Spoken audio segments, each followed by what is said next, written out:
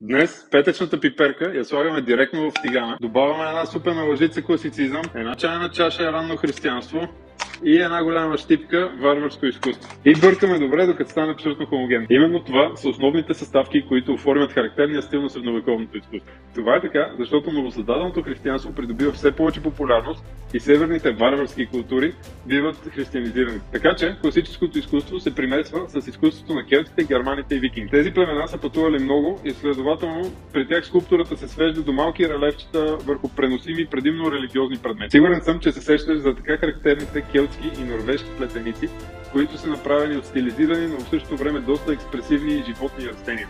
Именно тази стилизация и експресивност стават много популярни и модерни за времето си. Така че средновековните автори изобщо не са се стремяли към реализма на класицизма.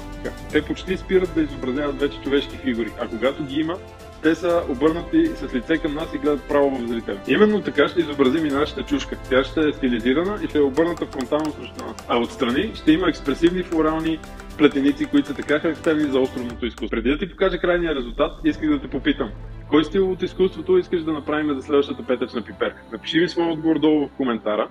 Също така не забравяй да удариш един лайк и ако ти харесват видеята ми, да се абонираш към канала. Много ти благодаря, че гледа, а сега да видим как се е получил.